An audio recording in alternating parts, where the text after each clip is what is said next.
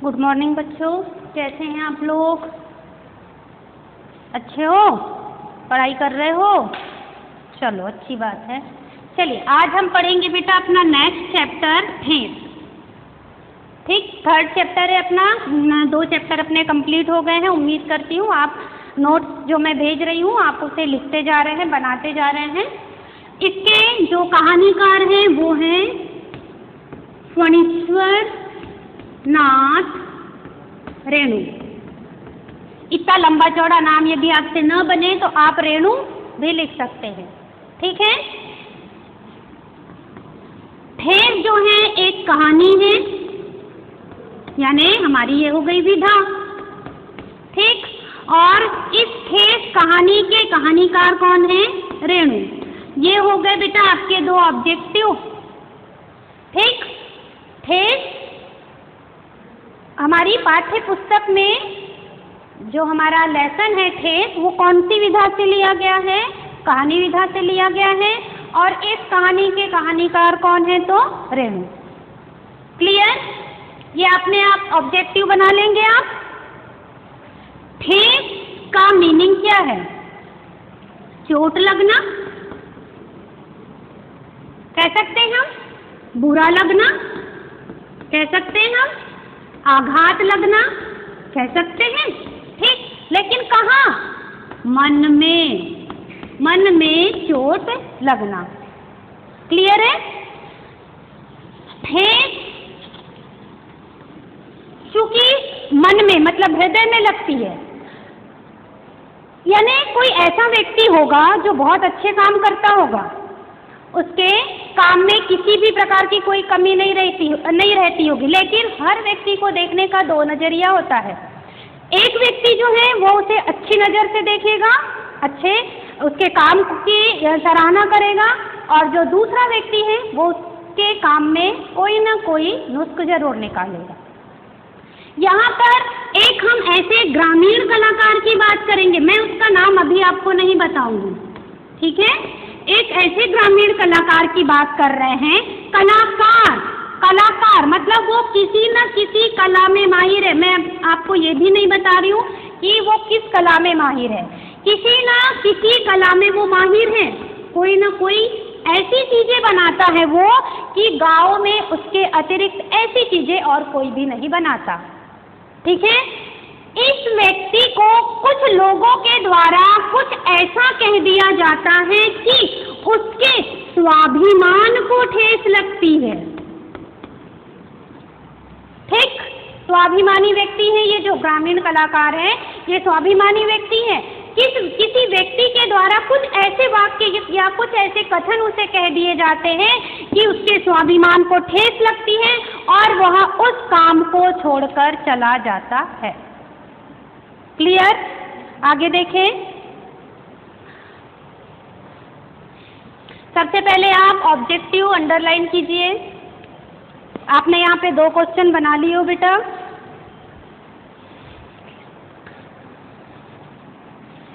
सबसे पहला कि जो ठेस है कहानी जो ठेस है वो किस विधा से लिया गया है?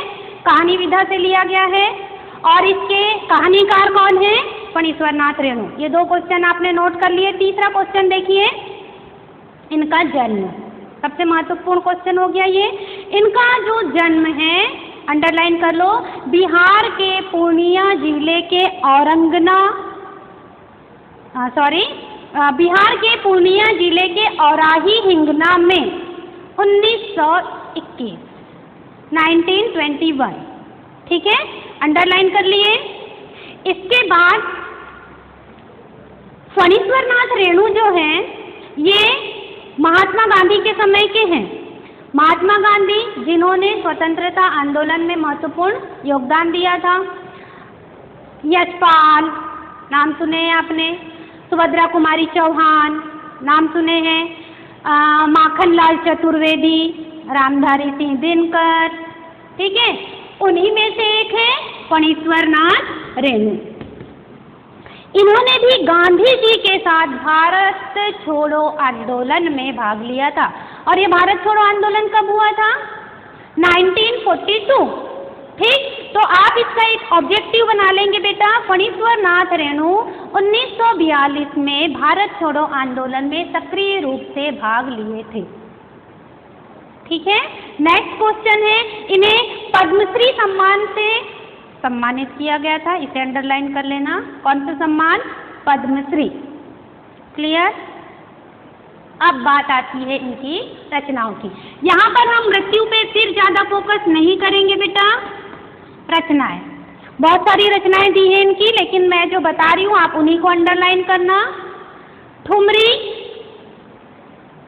अगिनखोर, मैलांचल, परती परी कथा, जुलूस और एक कितने चौराहे। ठीक है, ये 4-5 रचनाएं जो हैं आप इसे अंडरलाइन कर लीजिए। कर लिए? अब इसमें जो मैलांचल है, मैला आंचल, ठीक, ये इनकी सबसे महत्वपूर्ण रचना है। ये मैला आंचल के लिए बहुत फेमस है। कौन? रेणु। यहाँ पर इनका जो ऑब्जेक्टिव बनता है, बिल्कुल आईएमपी क्वेश्चन है बेटा, है ना, कि हिंदी साहित्य के प्रथम आंचलिक, शब्द पे ध्यान दोगे आप, आंचलिक उपन्यासकार का नाम बताइए, या उपन्यासकार कौन है? क्लियर? हिंदी साहित्य के प्रथम आंचलिक उपन्यास कौन है? प्रथम आंचलिक उपन्यासकार। आंचलिक, कौन सा प्रत्यय लगा है इसमें? तोड़िए इसे, क्या टूटेगा?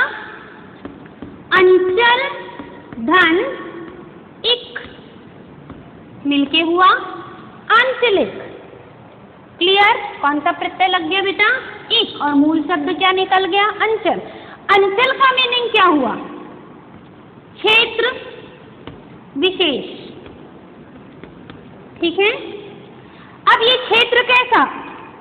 यहाँ पे जो हम जिस अंचल की बात कर रहे हैं, यहाँ पर जो क्षेत्र विशेष है वो है ग्रामीण क्षेत्र, ग्रामीण परिवेश। मीनिंग इसका क्या हुआ? ऐसा क्षेत्र, मतलब अपने उपन्यासों में या अपनी कहानियों में ऐसी विषय वस्तु को शामिल करना जिसका संबंध किससे है? ग्रामीण क्षेत्र से है, ग्रामीण परिदृश्य से है। ठीक है, अब इस ग्रामीण परिदृश्य के अंतर्गत क्या क्या आएगा बेटा?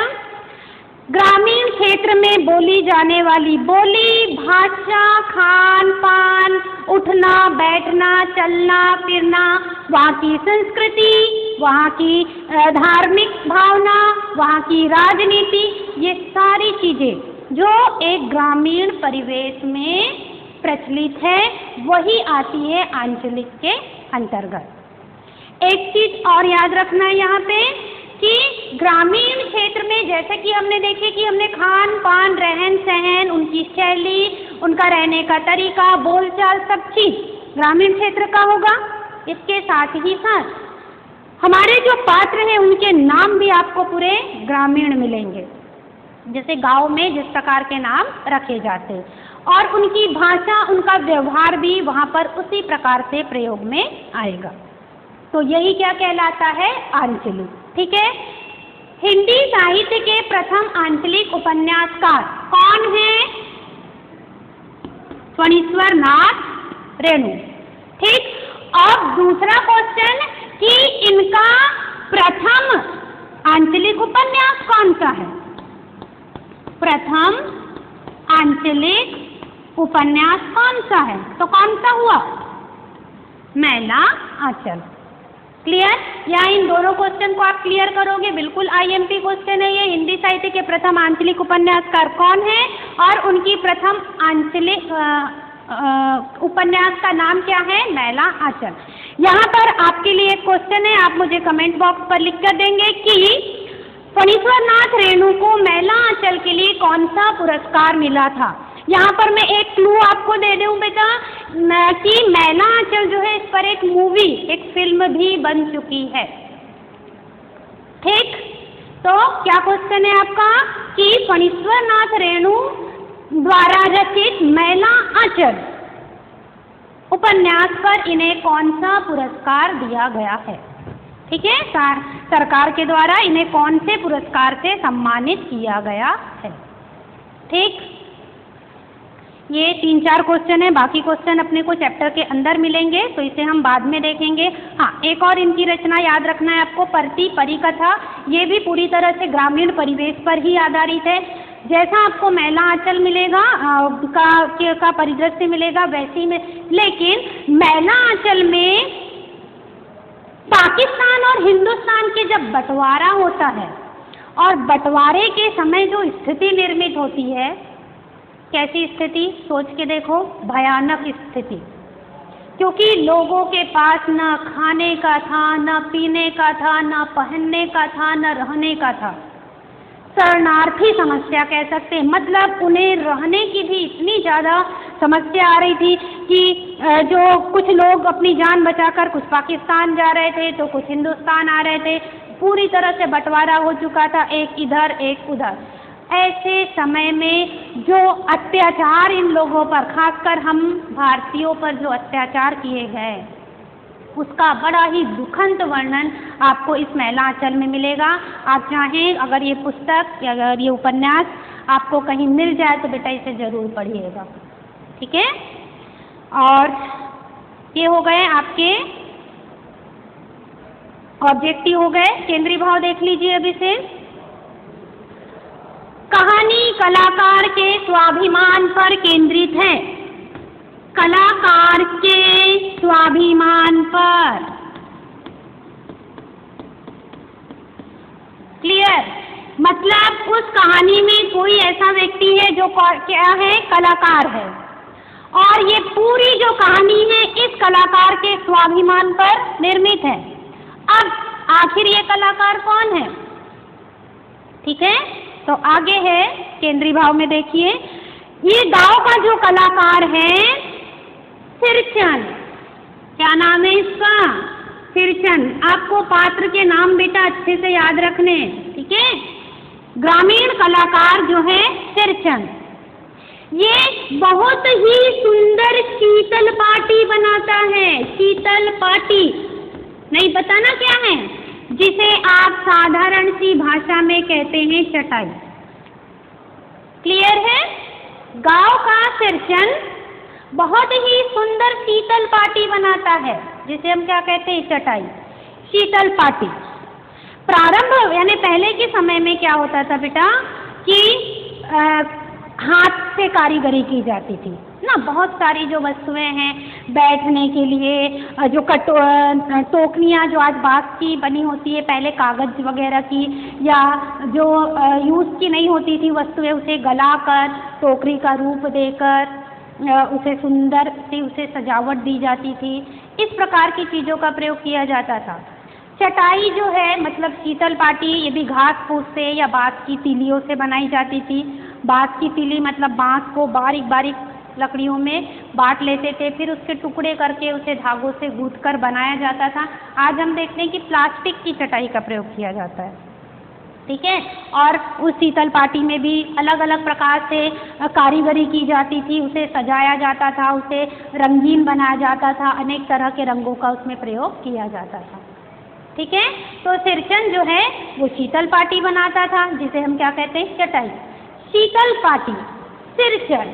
अब हम यहाँ पे शीतल पाटी सिरचन के लिए क्यों प्रयोग कर रहे हैं? क्योंकि उस गांव में ये एक ही मात्र ऐसा व्यक्ति रह गया है जो इन प्रकार की चीज़ों को बनाना जानता है। और जानता ही नहीं, ये इतनी सुंदर ये चीज़ें बनाता है, शीतल पाटी और भी अन्य वस्तुएं बनाता है कि उस गांव में तो क्या, उस गांव के दूर दूर के जो भी गांव हैं उनमें भी ऐसी कलाकारी, मतलब वे भी ये चीज़ें, इतनी सुंदर चीज़ें नहीं बनाते जितनी सुंदर कौन बनाता है, सिरचन, ठीक है। आगे देखें, वह केवल पारिश्रमिक को ध्यान में रखकर यह काम नहीं करता। पारिश्रमिक मतलब पैसा, है ना, कि मैं यह काम करूँगा, शीतल पाटी वगैरह बनाऊँगा और मुझे पैसा मिलेगा। वह यह सोचकर कभी भी कोई ये जो काम है अपना नहीं करता है। जिस घर में वह शीतल पाटी बनाने के लिए जाता है, पहले के समय में क्या होता था कि हमें जैसे अपने घर के कुछ काम कराने होते थे तो हम मजदूरों को अपने घर पर ही बुला लेते थे, है ना। तो कुछ दिन वह हमारे घर पर रहता था और घर पर रहता था और फिर चीज़ें बनाता था, वहीं खाता था, वहीं सोता था, वहीं पहनता था, यानी उसे खाना वगैरह दिया जाता था। इसके लिए उन्हें पैसा नहीं दिया जाता था। तो तिरचन भी एक ऐसा ही व्यक्ति है कि जिस घर के में शीतल पाटी बनाने के लिए वहाँ जाता है, वहाँ की कुछ महिलाओं के द्वारा उसे कुछ ऐसे कथन कह दिए जाते हैं कि उसके स्वाभिमान को ठेस पहुँचती है। ठीक है, तो जिस घर में वह शीतल पाटी या और भी चीज़ें बनाने के लिए जाता है, उस घर की कुछ औरतें जो हैं उसे कुछ ऐसा कह देती है कि उसके स्वाभिमान को ठेस पहुंचती है। मैंने आपको अभी शुरू में बताई थी कि हर चीज़ को देखने का दो नज़रिया होता है, कोई उसे अच्छी नज़र से देखता है, कोई उसे बुरी नज़र से देखता है।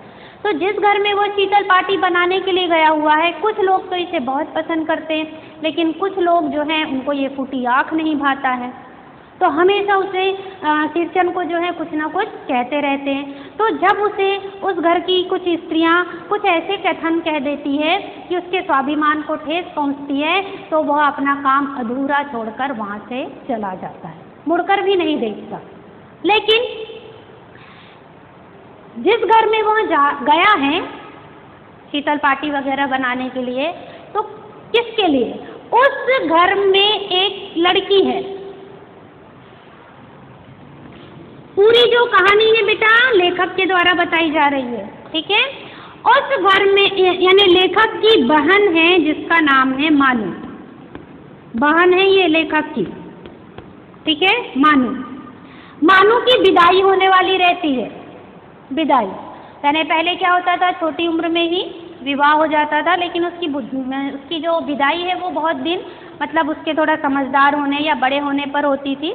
तो ऐसी मानू की शादी तो बहुत पहले हो चुकी थी, लेकिन अब समय आ गया था उसकी विदाई करने का।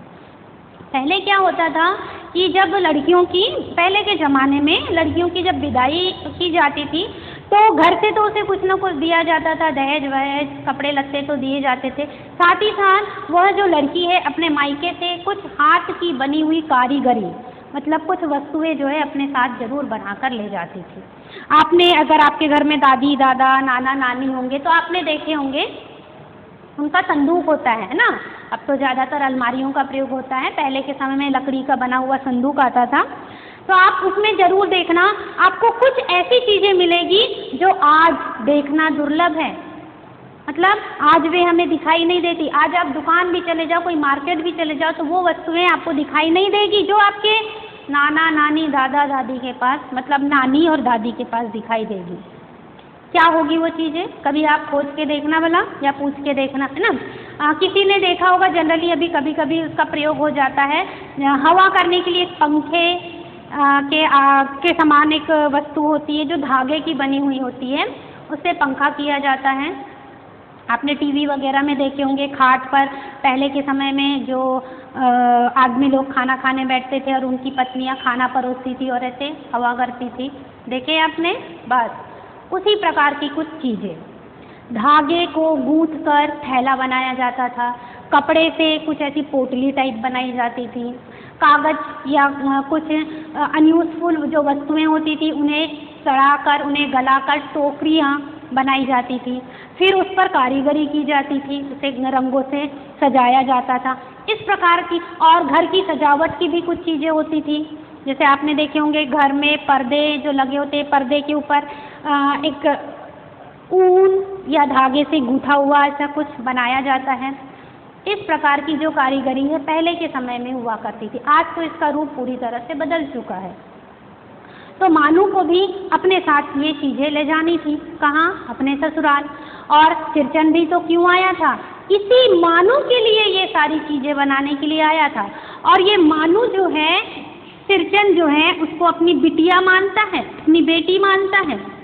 अब बेटी मानने के कारण इसकी आत्मीयता जो है वो सिरचन को छू जाती है, क्योंकि ये बहुत प्यारी लड़की है, ये बहुत अच्छे से बात करती है। तो बिटिया मानता था, तो इससे सिरचन को मोह हो जाता है। उसी घर की कुछ स्त्रियां जो है इसके स्वाभिमान को ठेस पहुंचाती है, और उसी घर की कुछ स्त्रियां या बेटी कहो या जो भी कह लें आप लोग, उनकी जो आत्मीयता है मतलब उसकी जो भावनाएं हैं वो उससे जुड़ जाती है। अब ऐसी स्थिति में क्या करें? तो वो सामान फेंक कर तो चला गया है, उसे बुरा लगा, वो काम छोड़कर अपना जा चुका है, लेकिन जिस बेटी की विदाई के लिए वह सामान बनाने के लिए आया है उसकी आत्मीयता उसे छू गई, तो अब वह क्या करे?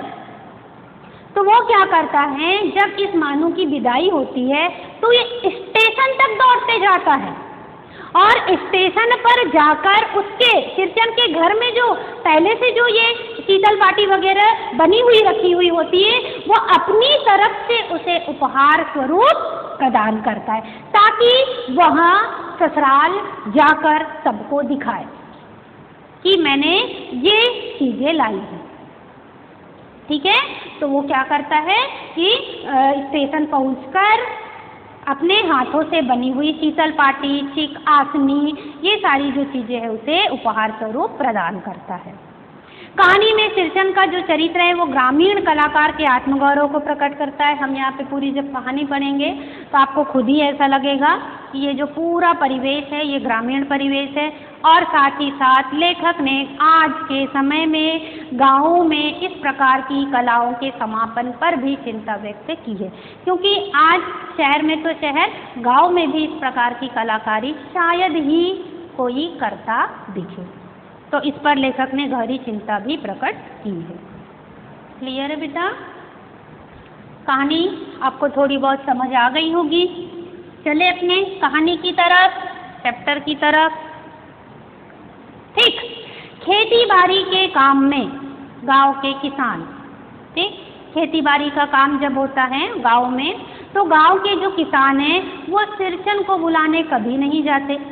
अब भाई सिरचन तो एक कारीगर मतलब एक कलाकार तो है, अब वो गांव का आदमी है तो जाहिर सी बात है लोग उसे अपने घर काम करने भी बुलाएंगे, लेकिन उस गांव में जिस किसी को भी अपना खेती बाड़ी का काम कराना होता है तो वो सिरचन को कभी नहीं बुलाते। क्यों नहीं बुलाते? क्योंकि लोग उसे बेकार ही नहीं बेगार भी समझते हैं। बेगार, बिना मजदूरी के काम करने वाला। अब जो बिना मजदूरी के काम करेगा तो जाहिर सी बात है वो अपना आलसीपना तो दिखाएगा, जब आना होगा तब आएगा, जितना काम करना होगा उतना काम करेगा, जब घर जाना है तब घर जाएगा, है ना।